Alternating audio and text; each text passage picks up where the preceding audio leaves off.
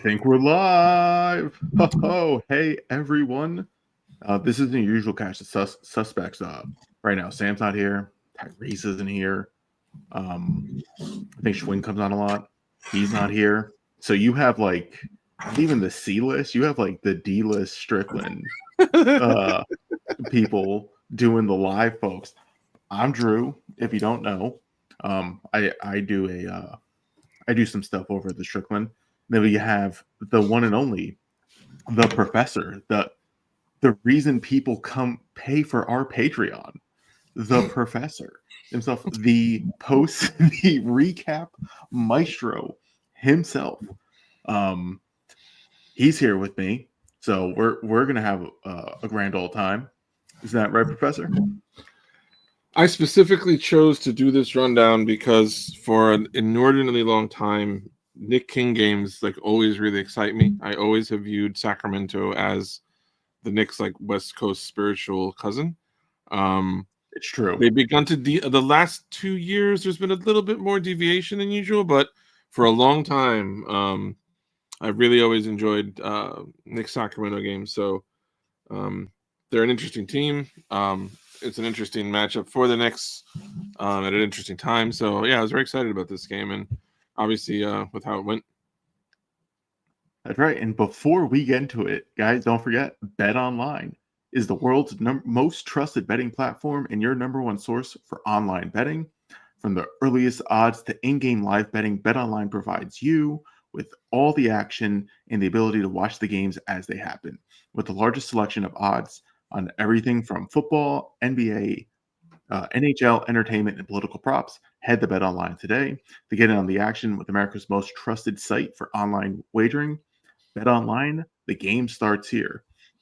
And guys, of course, like these are like the Patreon people right now, right? Like doing the live game. You got to go to patreon.com/the Strickland.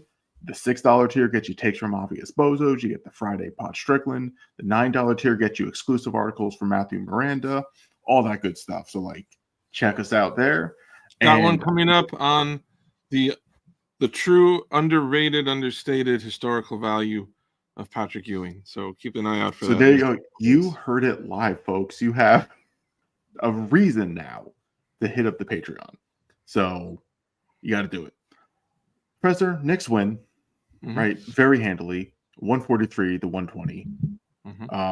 Everyone plays well, I would say. What are you feeling? How are you feeling kind of watching this game as it was going? Because there was an interesting ebb and flow to this game. There was never a point where I thought they would lose, which was nice. It was a very satisfying game to watch because, like you said, this wasn't Brunson scoring 50 or Towns scoring 40. Like this was just everybody. And every time you would look up, like OG's muscling through for a dunk. OJ? Yeah, I gotta not make that slip up. OG's muscling through for a stabbing, and Bridges is hitting like corner threes, like pretty quick releases. Shamet looked like, especially in the first half, I thought like, oh, this is what you imagine when you have Landry Shamet like on your team. Campaign, if anything, at times looks a little too comfortable, but like I really can't complain about that. Like I'll take it.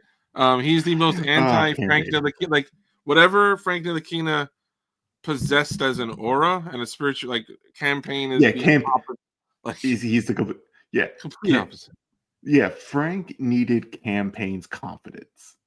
We also needed Cam's shot. That would have helped too. No, not the shot, just the confidence and the audacity to take some of these shots.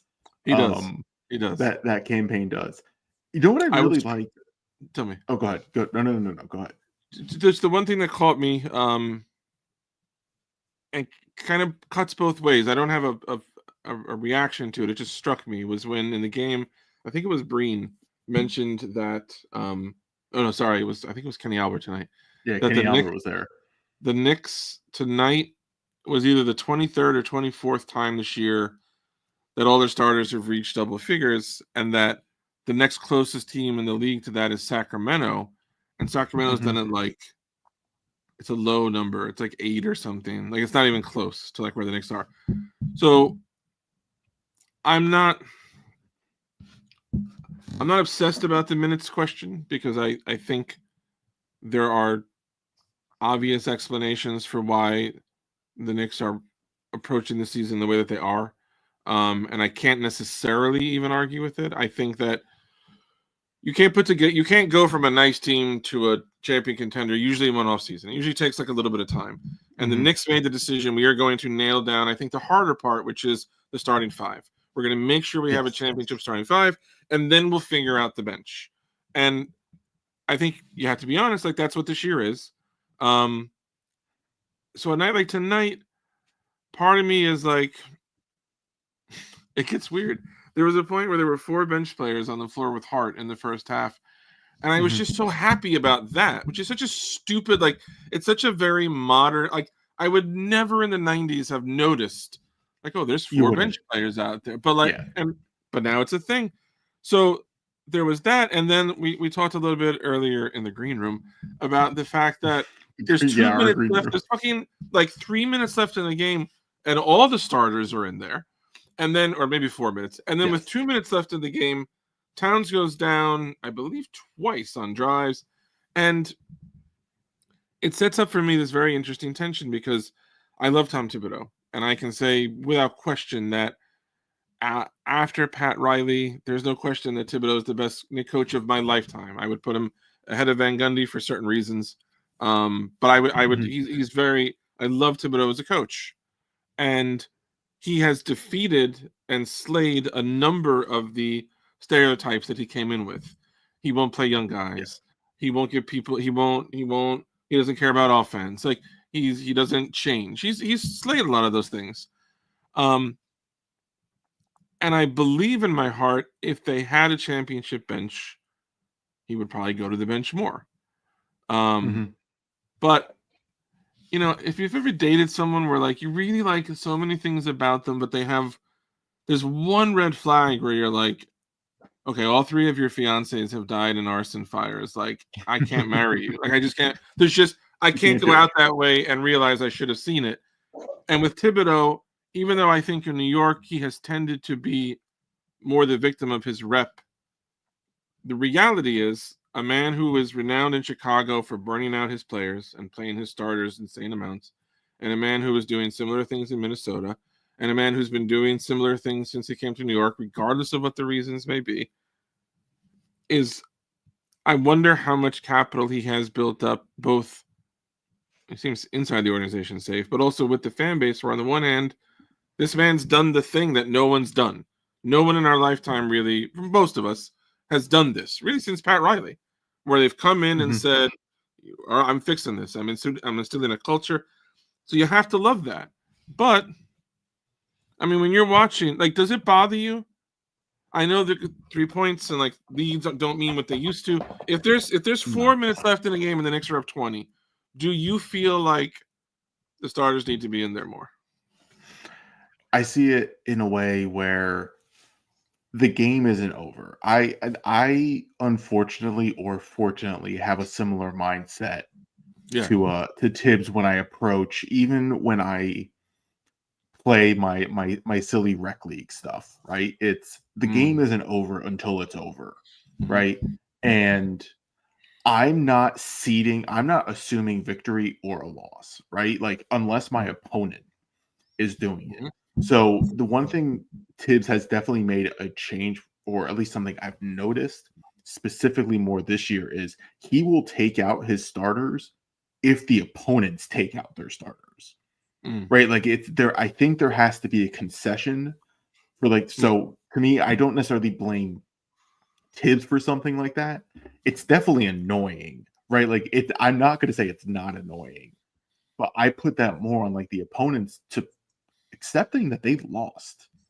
And if they don't want to accept defeat, like, Tibbs isn't backing down and this team isn't backing down. And I know someone like me, like, I'm not backing down. Like, I will play then all 48 minutes. If you want to continue to get your ass kicked, I will continue to kick your ass, right? Like, if that's the route that they want to go, and that's fine. And We can do. I'll look through the minutes right now. Like OG was at 35. Hart was just under 40. Towns didn't even crack 28. Right, like he didn't even crack 30. McHale was 34 and a half. Jaylen was 35. Like those are pretty standard. Yeah, that's not brutal. Minutes. And I think what in this game, what specifically happened, I do think we do need to look at this sometimes in a game by game basis. Like as we do it, and then we can kind of then expand from there.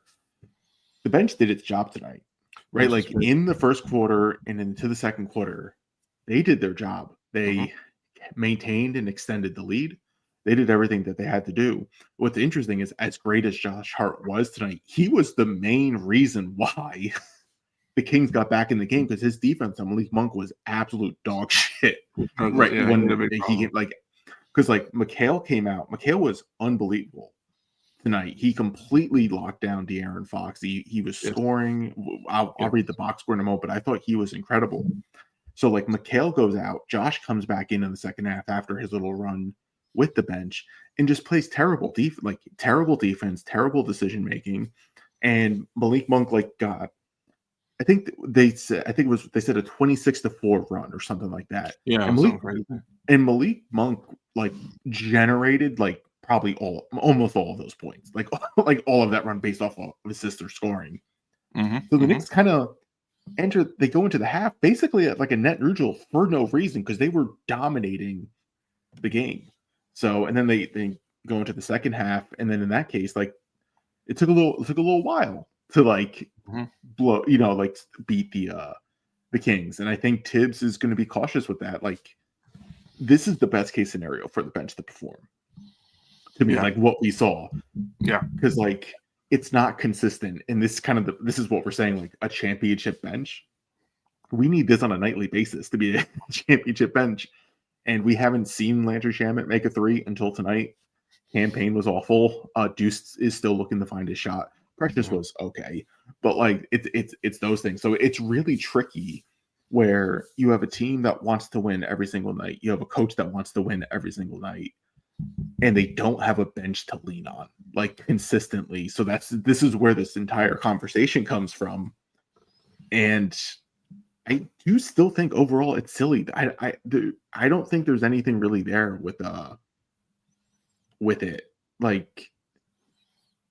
I've never done this. I don't know if you did. Have you ever run a marathon? No, my father's run 15 of them. I definitely have not. Yeah, I haven't either. My partner has. And you have to train to run a marathon, right? You have to run miles. So to me, I see it as also the Knicks use the regular season because they don't practice as much, is they need to build up and be able to consistently play 35 plus minutes, because they're going to need to do it in the playoffs. Right. Now, if you're someone who thinks that there's something, that there's some cumulative effect, that's fine. I know from my some research, because I've managed to access JSTOR one day, and I'm like, what is the literature on this? And the consensus is there is no consensus. It's just kind of it's individualized. It's kind of all over the place. And the only thing we know is if you play for a number of minutes in a row, you're more likely to get injured. But we all know that because you play sports, right? The more sports you play, the more likely you get injured. So it's not telling us anything other than the obvious. So I know, but that's why I'm not really torn on this. To me, it's kind of the nature of this team is there's a short bench, and they're going to go through lulls because of it. And they this team can't afford Josh Hart to have not play defense for a 6-minute stretch. They did it against the Kings, thankfully, because they're not good. But that's the type of stuff that this team can't afford. And it's really frustrating to watch as a fan in that. But they also completely redid themselves in the second half, and they played great basketball. They did, and it's another one of the I think I'm coming to a sense of what this signifies to me, but it was also another game this year that I don't remember now what the final score was, but I think it goes down as another blowout. This was 120-143. Okay, yeah, so another blowout. Which is my one counter to this is a weird thing with them this year. I keep waiting for them to have a big signature win, because they're 0-4, I think, against the Thunder, the Coyotes, and the Phillies. The thing is, No one else is really a big game. Like Memphis is nice, Houston is nice. They've handled Milwaukee. Like there's no one else they really care about. They played Boston and Cleveland 2 of the first 3 games. So there's not much to I don't really take much. And the Thunder, they could have won the first game. So part of me is like, well, they have to have a signature win. There is some value, I think, to kicking the shit out of the league pretty much on a historic basis. Like, and I don't know fully what it means, but what I think I take from it is I think this team, the only team I have ever seen in year 1 of their assembly go win a title was the 08 Celtics, who added Garnett and they added Ray Allen and they already had Run. That was a rare case of they made these big changes and year 1 they did it. Usually you have to whatever. You got to struggle. Because with the Celtics, I think Porzingis is always an injury question. And because it could just be like a championship hangover, but like they're struggling long enough into this. Struggling is a relative term, but like, they're struggling enough that like they don't look quite as good as I assumed they would. Cleveland lost again tonight. I don't trust Cleveland. I know what they're doing is incredible. I think matchups matter, and I don't fear them as a matchup for the Knicks specifically. But I think what I've taken from this Knicks team is I think they're a little closer than I think they're a little closer to a real threat to win it all than is often acknowledged. Like we could talk about the bench, and the bench has obvious like issues. Assuming Mitchell Robinson ever returns from the grave, like they're going to have a very improved, like kind of big man rotation off the bench. And in the playoffs, campaign doesn't matter. In the playoffs, Landry Shamet probably doesn't matter that much. If they can get there, which is always the big if. Yeah. Like I think they can win. Like I think they can beat Boston. I don't think they will because I think Boston healthy has continuity that I think Boston and Cleveland just have a continuity that this Knicks team does not have.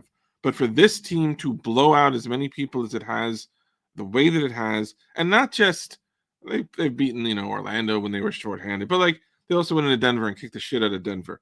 Sacramento's been playing well since Doug Christie took over, and they have been. And like we said, it's not just that they blew them out; it's that there was never, to me, a sense, even when the Kings made their run, and this has been a hallmark of the Knicks this year. In the past, Knicks get a big lead, team makes a run. I don't know what to make of this game now. This year, when the Knicks have a big lead and the team makes a run, I really just feel like, yeah, you're going to make a run, but you're not going to make enough of a run because they're going to make another run, and they almost always do. Let's go to some comments, guy. I like this one, and I think you'll appreciate this one too from Jordan Bub. Jaylen Brunson is the fastest player in Knicks history to reach 5,000 points. I love the company Jaylen Brunson is keeping right now with all these Knicks stars. Like it's great to see. Like he's up there with Clyde and Patrick. It's crazy to watch. Weird how fast it is when you see him on I think they showed it again tonight. The number of I don't know if it was 25 and 10, whatever it was tonight. He's on some list where he just passed, I think, Randall for 30-point games as a Knick, and like, yes, I think he's been here like 5 minutes. Like I know it's been a couple years, but like, I know when you see him, and I know the 3-ball, but like it's always Ewing, 15 years, Melo, who was here like 7 or 8 years, Richie Garen here forever, who no one has seen. No one has watched Ricky Garen. I don't believe Richie Garen's a real person. I'm going to say I do so much research on the black and white Knicks because nobody knows like Carl Braun or Kenny Sears or Harry Gallatin. And they had incredible players and teams until about the mid-50s. And then, but they really are like, I want to ask you this. I don't know when you started watching the Knicks. Is this the best Knicks team of your lifetime? Yes. Yeah. Like without hesitation, because I was primarily watching baseball like young in the 90s, right? So once I basically got into like middle school and stuff, that was like early 2000s. That's when I really started watching basketball, and I was very much a big, I think like every other kid in that era, like a big Iverson fan, a big Garnett fan, that type of stuff. And because I'm an old person, and like any other person living in Northeast usually are just old people. If you watch The Sopranos, you already know what life was like back in the 2000s. I'm listening to radio, right? I get my car, I feel independent. I'm listening to sports radio, so like I start listening to the Knicks because of sports radio. Because like I'm either driving or I'm at work doing dishes in the back of a deli, right? So like I got the radio on, doing like the dishes, and you start following like the entire Marbury saga, and like those are kind of like my first introduction to the team. God, and okay. So like I get that, and then I get like Wheelchair Donnie with his oxygen mask destroying the team, and I'm like, what are you guys? And I'm like, what are you doing? Then they trade for Melo, and I'm like, what do you guys like? Why are you giving, like, isn't he a free agent? Don't you guys have cap? Why is it like, why like? So that was always like my experience. And they have the year, and I'm like, super fun year. It's not sustainable. I knew immediately it wasn't sustainable. Yeah, I was right. I didn't want to be right. Maybe like, more right than you needed to be. Yeah, I didn't want to be right, but I was. And then it's been like annoying basically ever since. And then we get like the Randall comes about, and like, Randall did change everything. And then Brunson comes in, and he is Nash 2.0 effectively, right? Like that's what we got. Like, about this. I'm curious about your feelings about this. So when there was a lot of talk Brunson's last season in Dallas, obviously, that like the Knicks were interested and he might be interested, and there was the whole tampering deal. And I didn't watch a ton of Brunson. I just hate Dallas other than Luka, so I wasn't going to watch them. But I remember feeling that year like I was telling Seth, like, I'm lucky in that I feel like sports fandom is very much like Chinese New Year's, where like the year you were born into a team significantly determines like the quality of your character and your experience with that team.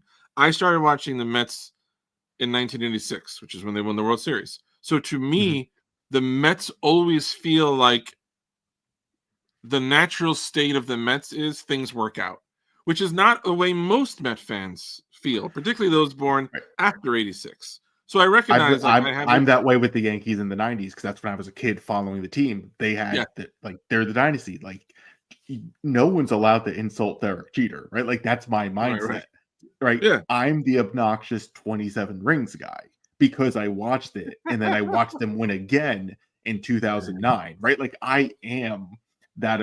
I couldn't tell you anyone else on the Yankees now. I'm tired of baseball, but like I'm still always going to be the obnoxious Yankee fan. So I feel you on that. There is a resilience. Like I started in the Marbury era. You can't like, it's like bulletproof. Like it's like if I became a fan at the worst moment, like nothing's breaking the spirit. Like it's not there. So for you this season, like I'm gonna I don't want to assume. I feel like 2 years ago was really nice, and last year was really nice. But this year to me feels like a team. They may not get farther, but their ceiling feels greater to me than 24 or 23 did. Like, yeah, I would agree. If this team, they get to the playoffs and in the first round they sweep, Orlando, or they beat them in 5, something like that, and they get to the second round again, Boston, and they lose in 7 like competitive games. It's going to be the 3rd year in a row that they've lost in the second round. But yes, would you feel like, I think the question I want to get to is, do the results matter more to you this season, or maybe it's not a binary, or the manner in which those results are achieved? Like for you going forward into next season, what are you looking more toward? It really does. I think the context, unfortunately, there's so many little things so far to start off this kind of Brunson era. There's a lot of these what ifs, right? Which are the what if of already, which is Randall getting hurt, right? Like that's a pretty big one. I think the difference between last year and this year, especially for the month of January for the feel, is that the Knicks went on their run for their trade, right? Like they went on the run and were like, oh shit, like the Knicks are here now. They're finally arrived. Yeah. They're coming off kind of like this losing streak, and they're going through these weird lulls, and you're just like, it just feels grows. But then also the Knicks rebound, make it to the second round of the playoffs, but they're in like they're cooked. Yeah. And we've also we kind of seen that also too with like the Heat loss too. Like there are injuries too. Like there are some injury themes. I don't. So I'm. It does matter the manner of the second round loss, but I think if the starters really do figure out how to be able to click in and really dominate, I think there is a good chance that they're one of the final teams. Do you think they can beat Boston this season? Potentially. I think it's potential. Their best lineup right now isn't their best lineup, right? Like if you look at the lineup data, like their best lineup is including Horford, not Porzingis. Mm-hmm. So like there are some like little things there. Cleveland, I was early on because I remember there were some talks about like the Knicks' strength of schedule, right? They were just like, oh, they were beating up these crappy teams, Cleveland's and now they're like nobody. Right. So it's funny because and that's what it was. So Cleveland had actually the easiest schedule, easier than the Knicks. Yep. Leading up, and then when the Knicks, and then we saw that OKC kick the shit out of Cleveland, right? Like we're seeing the better teams now. So that's why I got early on. I was like, Cleveland's still to be determined. They're great that they went on their run.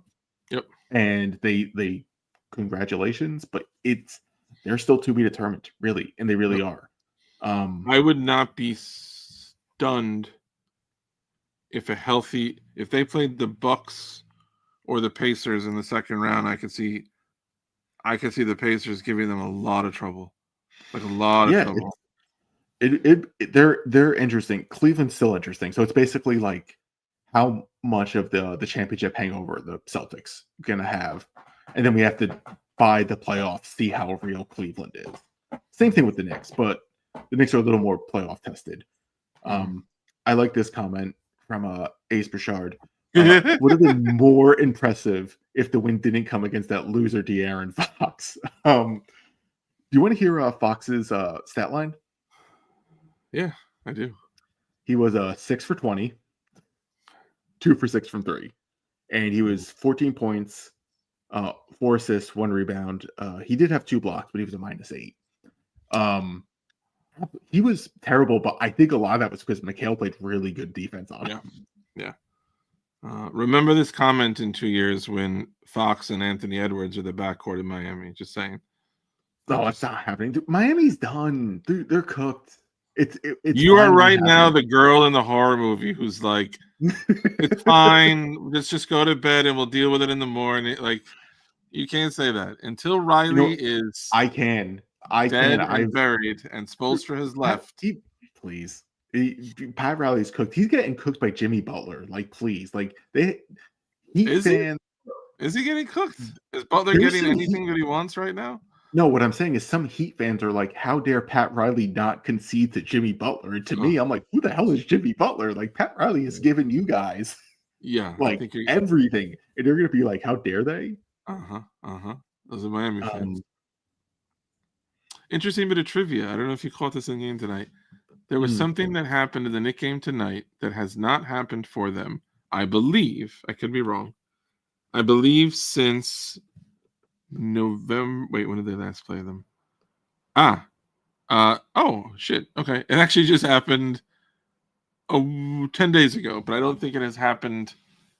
I think it's happened 3 times all year. It was tonight. It was 10 games ago against the Sixers, and it was also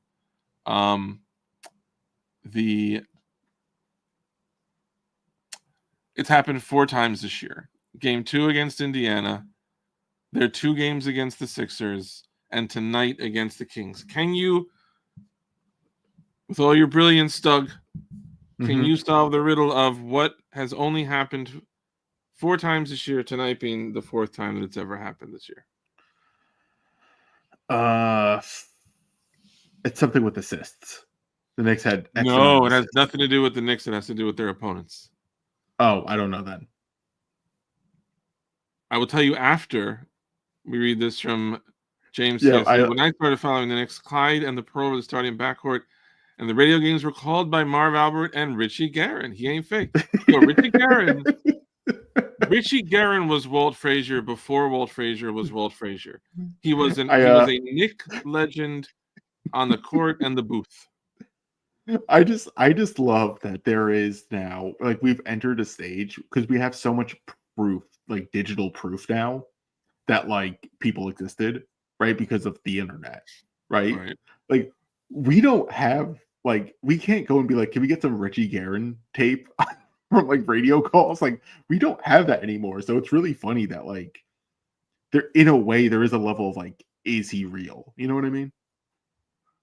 No, because I think, how old are you? I am 35. I think you're slightly on the, like, I think your generational experience is slightly different in terms of, like, the other day, my niece is in high school, and I had like Little House on the Prairie was on TV, and I'm watching my niece watching the show that I watched when I was a kid, and I was trying to draw an equivalent. So I was like, all right, when I was a kid, what was a show that would have been this old, like, to me? Mm-hmm. And I realized there's literally no answer. Like, TV did not exist. Little House on the Prairie is from like 50 years ago.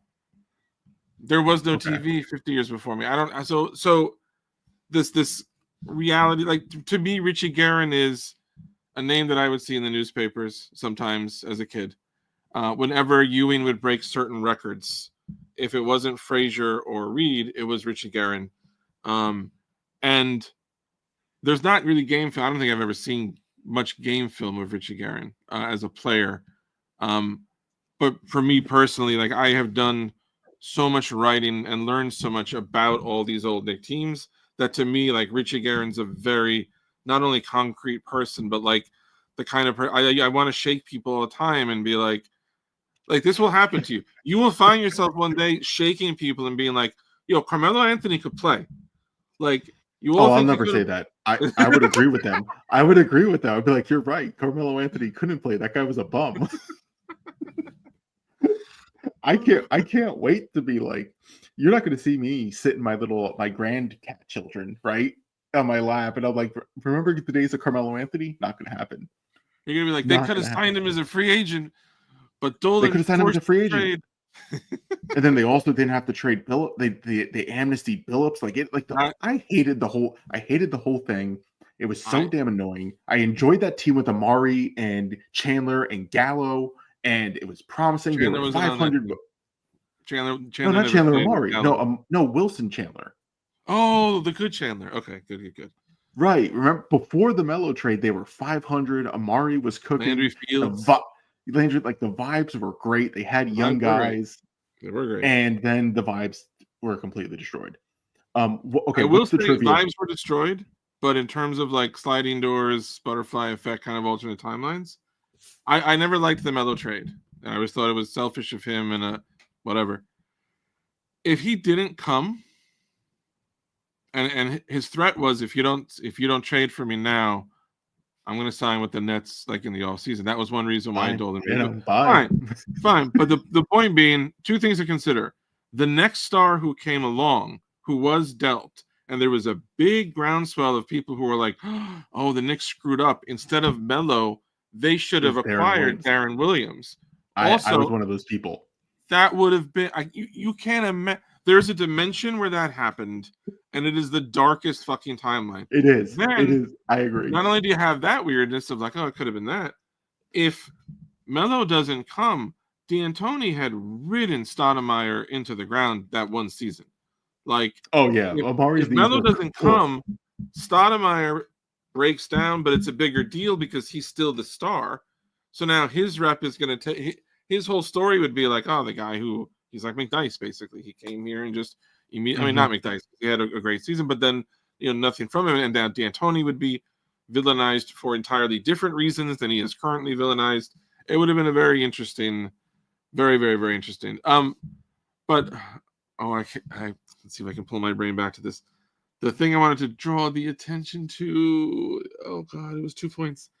One of them, the trivia. Haha. Yeah, here's your trivia. Tonight, the Knicks played against Sacramento, coached, of course, by Doug Christie, one of, I believe, 4 ex-Knicks players 3 ex-Knicks Oh players. wow! I believe. Yes. I don't know who I'm missing. And the funny thing is, for those who don't remember or weren't alive at the time, Doug Christie was busting the Knicks' asses in practice, and Riley would not play him in games. And the players went to Riley and were like, "You've got to." This is where the Knicks had Starks, like they had it good, but the players went to Riley and were like, "You've got to play this kid. Like, this kid's killing it." Like Riley never played him. He kind of first made his bones briefly in Toronto, and then Sacramento, and he took off. But like Christie, there's Doc Rivers, of course, who played briefly for the Knicks in the early '90s, and then not often remembered, Rick Carlisle was a Knick draft pick originally. I can't think. I remember those days. Oh, sorry, Udoka was a Knick. They haven't played. Have they played Houston? I don't think so. Udoka was a Knick. No, they played Houston. This is like the wrong. Oh, yes. Both of us are the wrong crowd to figure out what team we're playing back like during the season. I can't tell you. I think they played Houston. I'm pretty sure. Right. I have the schedule here. They play Houston one more time. Yeah, there's a lot of former Knick coaches, basically, or former Knick players that are now coaches. I'm trying to see who else. So there's Udoka. It's got to be Western guys mostly. Not Kerr, not Lou, not there. Oh, Chauncey Billups, obviously. Washington, no. Jason Kidd. Oh, sorry. I'm sorry. Doc's in Milwaukee, not Philadelphia. Same difference. I mean, it's right. The same, He really was. Okay, so Chauncey. Maybe that's it. No. Phoenix, no. Yeah. So yeah, there are a good number of Knicks players bouncing around. I also wanted to ask you tonight, watching the game that you saw and taking in obviously a win, but I think you're viewing the game both for the moment and for the long term. Like right now, presuming Mitch comes back and he's Mitchell Robinson, like he is what he is basically. I keep seeing different takes on the Knicks need to trade for a big. Can't count on Mitch even if he comes back. You don't know if he'll be healthy. They need a big. And I read a lot of they need a wing. Like they got to get a. I don't hear so much about guards. Do you have a sense either way of generally, I believe the area that the Knicks most need to address is X? Or do you feel like there's no one obvious concern? It's kind of balanced. The one I think they need, and I think it's pretty important, and our beloved Tyrese and I actually are in agreement with this, is that and there's others involved. I just know that Tyrese is on the show. That's why I wanted to shout him out. And Schwinn has mentioned this as well. They need another on ball like facilitator on the team, like someone who can dribble penetrate. And you can like look at the Kings. I think the Kings are a really good example of this, where Fox was locked down, right? Like he couldn't get anything. He was getting shut down basically one-on-one by Bridges. But they had Malik Monk, right? Like who could pass, who could shoot, who could do everything that you need to do if your other guy doesn't have it. Like Josh Hart is doing the best version of that Josh Hart can. And that's why he's playing so well. I think they need that guy coming off the bench specifically. Like the traditional six man, like the J.R. Smith type of traditional six man, or the Jamal Crawford traditional type of six man.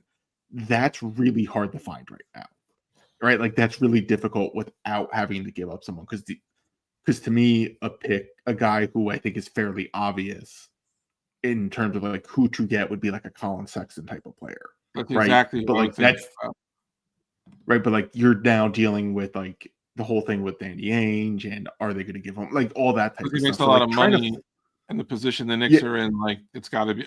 I think right. It would have to be Mitch, and like it's very tricky of what they can do.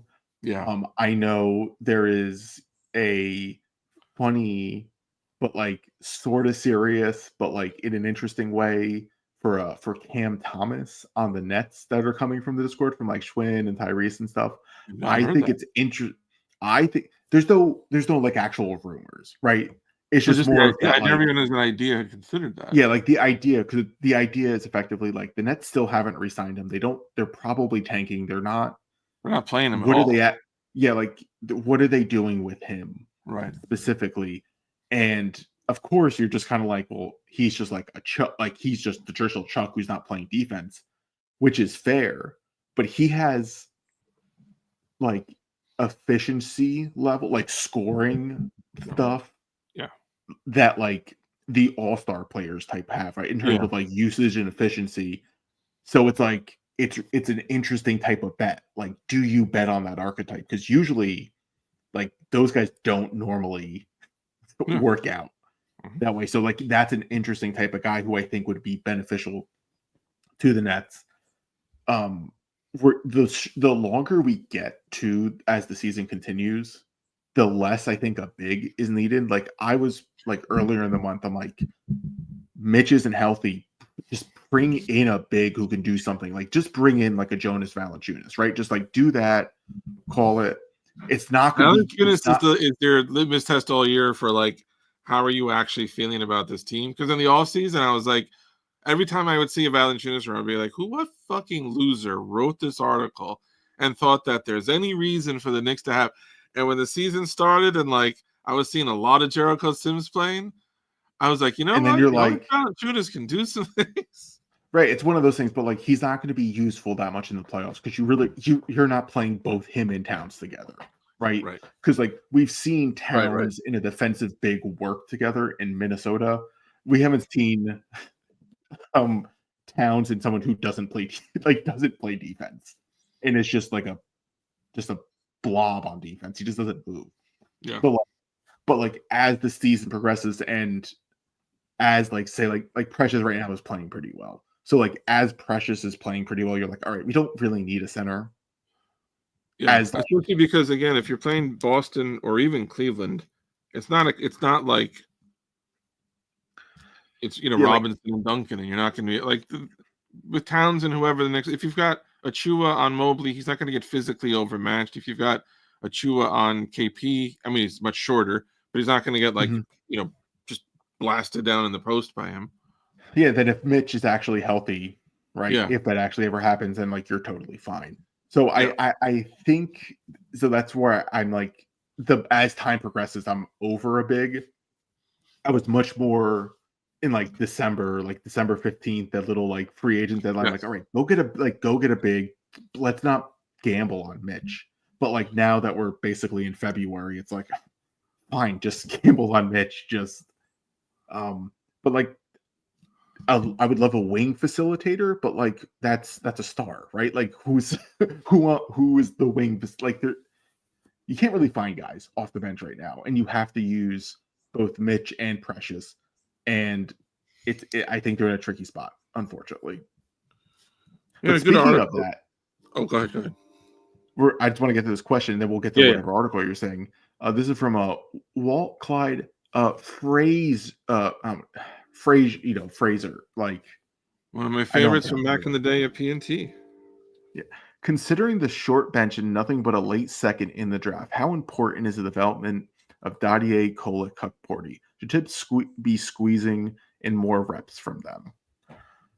I would say no, because they're looking to win for games and they're not ready. Like if they were ready to win, play to win games, like Tibbs would be playing them. Yeah, these are not quickly.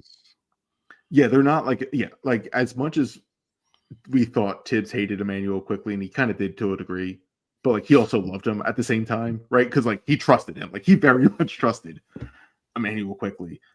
I think they are important for development because they're gonna need like ultimately like their contracts, like being able to them to be good and the Knicks to re-sign them because of the salary cap.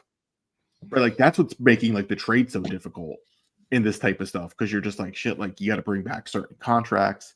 Like who do you bring in? Do you really want to have expiring money when you're near the second apron and you still can't re-sign anyone? That seems silly. So like I think they need one of them to hit. I think Kolek by like next year will be playing. I think it's ultimately like Tibbs does trust Payne enough, and he's not going to just throw Payne off the bench for a rookie. So it'd be up to the front office to either cut Payne or you know what I mean. So yeah. I think one thing positive. I don't think that it's important that they play significant minutes this season. Not because I think the team has a chance to do something that's more important than getting the reps. I do think you've got to give a lot of credit and recognition to what the Knicks organization has been as a player development site since Leon Rose and everyone else took over. I feel very confident that 12 months from now, at least 2 of those players have buzz where we're like, wow, like what a leap by Hukporti, where we don't even miss Precious, or wow, Dottie is really like I would not 12 months from now, I would bet 2 of the 3 of them at least were being like, hey, that guy's pretty good. So that's not really a concern to me, and I agree with Drew. I think like if there was any indication that like these guys will work now, like whatever we think about Thibodeau in minutes, like he's not dumber or more callous about it than like we are. Like he knows these people personally, and his professional success depends on them. So if Hukporti was better right now, he'd be playing. Like there's no question. I also wanted to reference that Ian Hefter had a really good piece the other day on the Strickland about potential trade targets that the Knicks, like realistic trade targets and teams the Knicks might look to work with. And I don't know if this is just my emotion. It could be like a Rochester thing. I am dead hooked on the idea that if the Knicks can just land Isaiah Stewart, like all their problems are gone. Not because it's rational, but like, and Ian had to, so I wanted to ask you if you would, I think I know your answer, if you would do some of the trades that Ian suggested. I want to know what general manager Doug would do if this offer came across your desk. So the Stewart trade would be the Knicks get Isaiah Stewart, the Pistons get Mitch, they get Jericho Sims, and they get Minnesota's second round pick in 27 that came in the Cat deal. Yes. And you're doing that because you're not sure about Mitch's health, or because you think Stewart, period, is like an upgrade on Mitch for this team? Oh, that I would say yes to both. I think with Stewart, what we're seeing, especially when we saw him in Detroit, he's like an interesting build as a player. Yeah. Like he is short, but he's big and he's strong and he has long arms. Super Anthony Mason. Like super Anthony Mason. And he plays, he's the much better version of a Precious Achiuwa, right? That's basically what you're right. He's like the much better version of that guy, of that archetype. And I think we've seen, I don't have the minutes pulled up and I'm sorry, but like Cat and Precious minutes together are like, those lineups are like really good in their limited minutes right now. Yeah. And I think they like Stewart doing that, basically just being the defense, being either in the dunker spot, spotting up, settings, like doing everything. He's your 4-5, right? He just soaks up all those bench minutes, and he'd be so valuable for the team. So like, I would do that in a heartbeat. I want Detroit, because I've been a big on like, I want the Knicks to have like one of those like huge lopsided trades that like I feel like I haven't seen them on. I forget in the Discord who mentioned it, was like, no, the Knicks already did that. It's the Towns for Randall DiVincenzo. That's the lopsided trade. And I'm like, oh shit, yeah, we wasted our lopsided trade on the Star. We need the lopsided trade for like the final piece. But like, it's fine. I'll live with Karl Anthony Towns. I know I'll have to live with it. I will for now too. Another what deal. Are some of the? So another one that he mentioned. I thought this was an interesting. I watched last night the Memphis game against the Pelicans, and player of the game, and it was his third game in a row having 20 more points. His second game in a row with 7 or more threes. Luk Canard has been playing like just brilliantly, and has been a name kind of linked for a while as a possibility. So Ian's proposal was that the Knicks would receive Luk Canard and Santi Aldama, and then in exchange they would send to Memphis Mitch, the first round pick that belongs to Washington this year, protected. Next year's second from Golden State, and then the Knicks' own second round pick in 2031. I think Ian is being very pro Nick. Like, I think I would probably do that trade. I don't know unless there were financial reasons why Memphis would. But I'm curious again. GM Doug, that's the offer. How much is Canard actually playing? Because I feel like he had not been playing a ton. I think they might be playing him up more now because they might be looking to trade him. It does sound like a lot. I feel like it's a lot of picks for a guy who's really not playing and doesn't really play defense. Probably one of the best shooters in the league. I'm not going to deny that, but like I feel like he's playing 20 minutes a game. He leads the league in 3-point shooting. And I'm going to just his game logs. I just want to see if he's playing any more or less of it. I get it. I get I see the vision with it. I don't know if I do it, but I get it because like what you're ultimately banking on is just give the bench like one of the best shooters and just let him cook, which is I also think is a good idea. He can do other things. He might have had if he didn't have a triple-double last night, he had like a good number of assists. He missed the first 8 games of the year. He was injured, but since then he's basically played almost every game. He plays about 20 minutes a game. Everybody on Memphis plays 20 minutes a game. Well, we don't have the white shooter right now, so like I would be okay. He's like Steve Novak, but he can play too. Yeah, like I if you're basically saying, hey, we're trading for like a white shooter, I'll go. That's fine. I get it. It's fine. Everyone has. Were there any other trades? I'm curious, since you talked about wings. I'm curious. This was one of the first ones that I think this was the first one that Ian mentioned.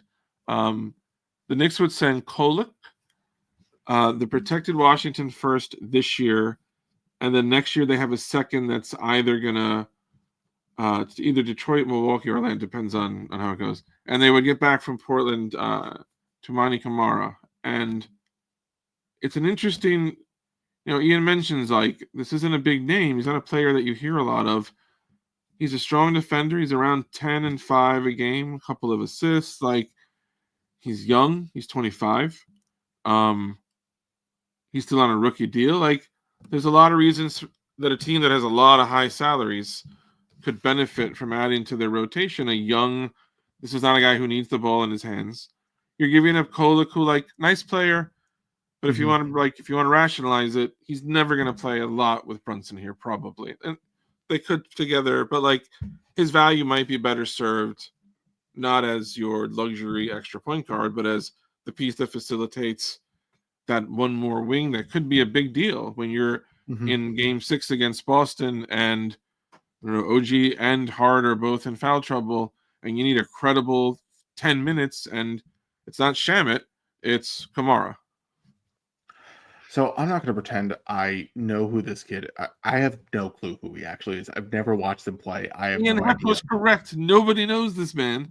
But I will say I do know him through one thing, and which was not mentioned apparently either by you and maybe the article, was he, last time I looked, which was a couple of days ago, he leads the league in offensive fouls drawn. He draws more than Jaylen Brunson. Does he? Wow. Yes. Good call, Doug. I did not know that. Yeah, so the real selling point is he's giving you effort, right? That's what it sounds like. He's just giving you effort, which is so he's a Tibbs player. I think this team, like, if there's like something you could potentially also insert, like low cost type of thing, like type of player, getting an effort guy, just basically doing like we're just gonna have 48 minutes of like Josh Hart effort on the wing. Houston has that could do wonders. Deshaun Tate, and maybe it's Eason. They got a couple of guys like that who would be like perfect, like. But Houston's whole team is like that.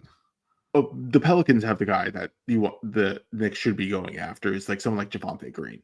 Like that's the effort guy. That's the low cost effort guy that you need to go after. I don't know how they'll pull that off. Also, the other white shooter you have to go for is Corey Kispert. I don't, but I think Mitch, you have to send out Mitch for that. Corey Kispert. So tap into your soul, your chakra, whatever. Mm-hmm. 1 month from now, is Mitchell Robinson a Knick? Is Mitchell Robinson still out injured? Or is Mitchell Robinson playing somewhere else?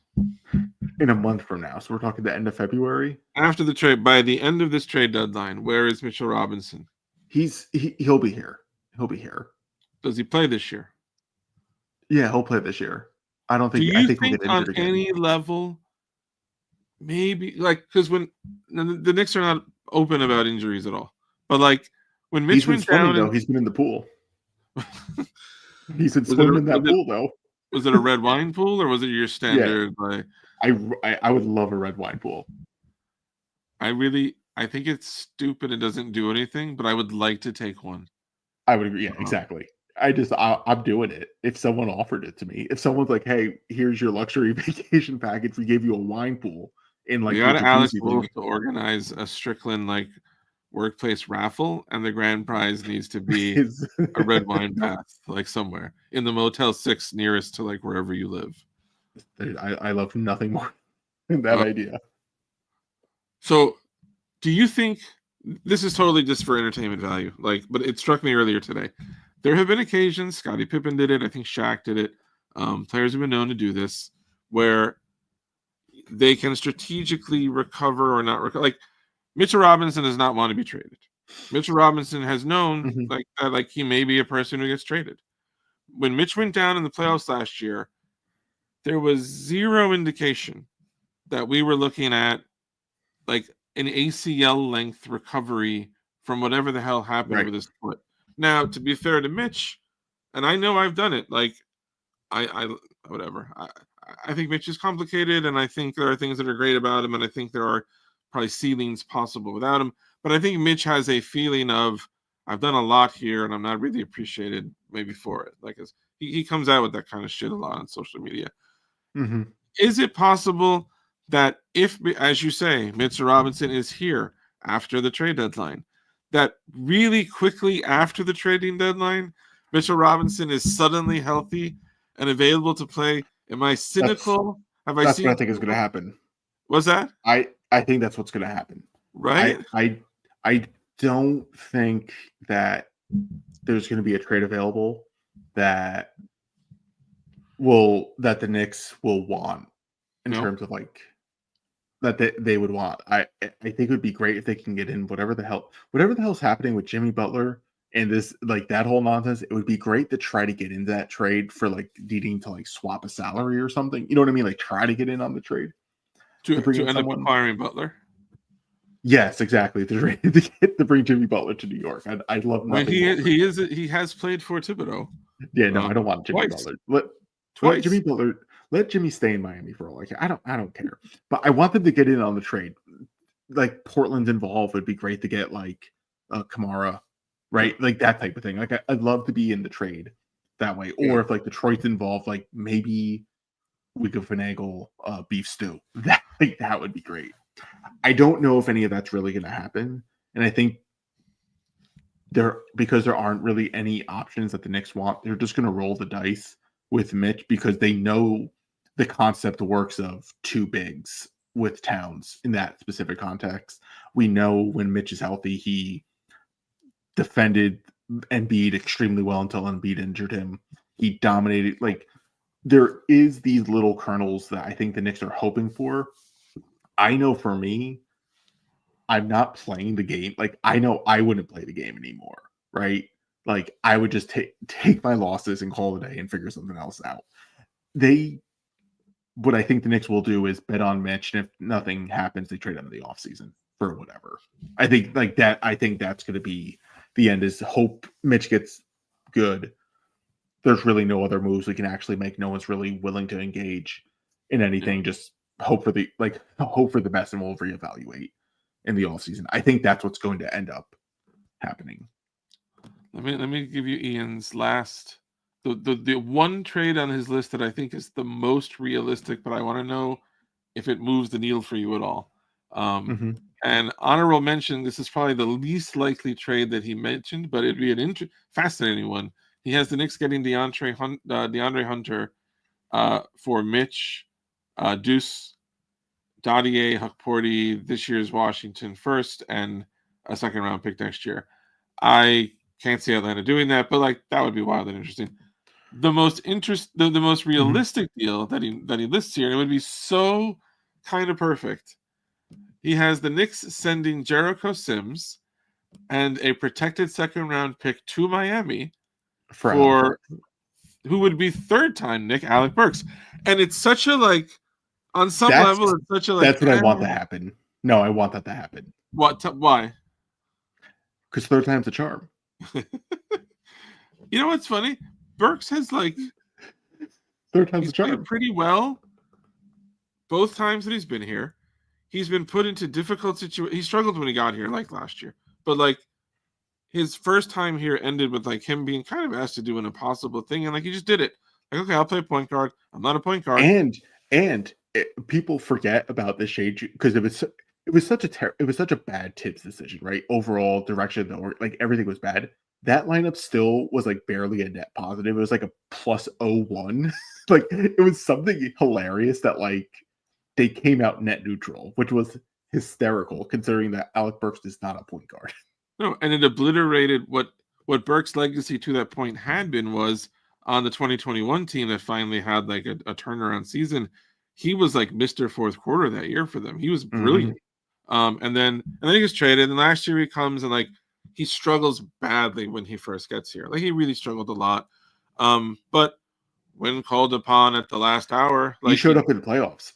He did. He really did. And you're not getting Alec Burks to become your emergency starting two guard. He's a wing. He's a guy that, and like Alec Burks as your fifth starter, as a wing is not a bad fifth starter as a wing. And I'm not as down on Jericho Sims as some people neither are. am I. Yeah, no, like, neither am I. But I would do the trade. Colin, like some people are really down on him. I am not. But like I think Alec Burks in the playoffs can do something. Last year, if the Knicks had one more healthy body, Alec Burks' efforts might have been enough to win one more game and the series. Like so, that's one that I could actually see happening. And that involves Pat Riley though doing a deal with the Knicks. It does. And I don't think that's more likely to do a deal with the Knicks, Riley or Ainge. I think Riley. Yeah, I think so. There's just something about there's no way anyone likes him in the league. Right? Like, remember Riley released an official team statement using the F word, I think it was, against Danny Ainge. Like the league had to be like, no, don't do it. Yeah, like everyone hates it. He just seems like just the biggest prick, and no one wants to do business with him because they're probably like, "Hey, like, what are you doing in Utah? Like, we could use Colin Sexton." And he's probably like, "I want 17 first-round picks, LeBron James, and like your mom, right?" And he's like, and it's like, who wants to deal with that? Like, he's not serious. He's not serious. I've been watching a lot of this show, Evil. I like love this fucking show, and there's just like normal looking people walking around that are like just fucked up. Like Danny Ainge kind of fits that. Like he looks like a normal person, but there is so much evidence. Like if Danny Ainge was a middle manager where you work, and there was this much like human carnage around him, you would know. Like you wouldn't get in the elevator with him. You'd be like, I'm gonna take the stairs. But it's Utah. He's like this little despot who like the rest of the world has figured out like you fucking suck. But like there's this one little like sad corner that like a lot of people don't want to go there. And he's from there, I think, or at least I think he's from there. I think he probably has his own planet at this point. He is Mormon, but I think he's actually from there too. So like he's in this little, he's got his little fiefdom just of like madness. And he's going to end up the Jazz are going to win the lottery. Like, they're going to win the lottery this year. Oh, of course they are. That's so fucking Danny Ainge gets it. I think that's where we're going to end the show. Danny Ainge is the worst, which is always a good thing. That is fair. I hope you enjoyed it. I don't know when you'll see us again on the show. Enjoy But it while you can, everybody. Nobody enjoy it knows. while you last. See you next time, guys. All right. Peace.